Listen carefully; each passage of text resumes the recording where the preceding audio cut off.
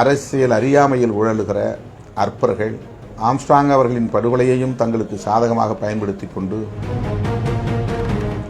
விடுதலை சிறுத்தைகளுக்கு எதிரான அவதூறுகளை பரப்புகிற நிலையில் நாம் அப்படிப்பட்ட சக்திகள் பங்கேற்கக்கூடிய நிகழ்ச்சிகள் எதிலும் நாம் பங்கேற்கக்கூடாது.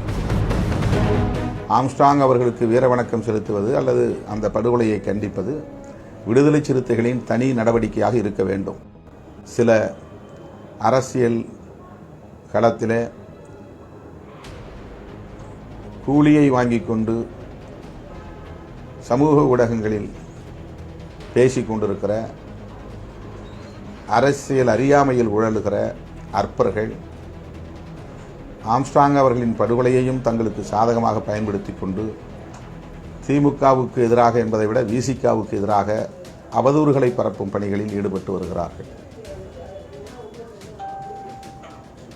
இதை இயக்கத்தோழர்கள் புரிந்து கொள்ள வேண்டும் என்பதற்காக சொல்லுகிறேன். விடுதலை சிறுத்தைகளுக்கு எதிரான அவதூறுகளை பரப்புகிற நிலையில் நாம் அப்படிப்பட்ட சக்திகள் பங்கேற்கக்கூடிய நிகழ்ச்சிகள் எதிலும் நாம் பங்கேற்கக்கூடாது. ஆம்ஸ்ட்ராங் அவர்களுக்கு வீர வணக்கம் செலுத்துவது அல்லது அந்த படுகொலையை கண்டிப்பது விடுதலை சிறுத்தைகளின் தனி நடவடிக்கையாக இருக்க வேண்டும். யாரோடும் இணைந்து செய்ய வேண்டிய அவசியமில்லை. யாரும் வந்து நம்மை அழைக்கலாம், இணைந்து செய்யலாம் என்று சொல்லி அந்த கூட்டத்திலே அந்த குழுவிலே வந்து அவர்கள் குழப்பத்தை ஏற்படுத்த வாய்ப்பு இருக்கிறது.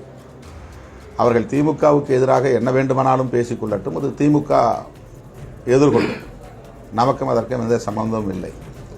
ஆனால் எல்லாவற்றிலும் நம்மை இணைத்து இழுத்து வம்புக்கு விமர்சனங்களை செய்கிறார்கள். அதற்கு நாம் ஒருபோதும் இடம் கொடுக்கக்கூடாது.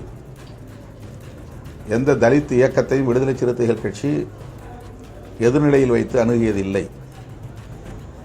எந்த தலித் தலைவரையும் நாம் இதுவரையில் விமர்சித்ததில்லை. நமக்கு எதிரான அவதூறுகளை பரப்புகிறார்கள். நேற்று கூட ஒரு வீடியோ கிளிப்பிங் பார்த்தேன். புதிய தமிழகம் தலைவர் பேசியிருக்கிறார். ஆதாரம் இல்லாத அப்பட்டமான அவதூறு அது. அவருடைய வயதுக்கும் அவருடைய அனுபவத்திற்கும் அது அழகே அல்ல.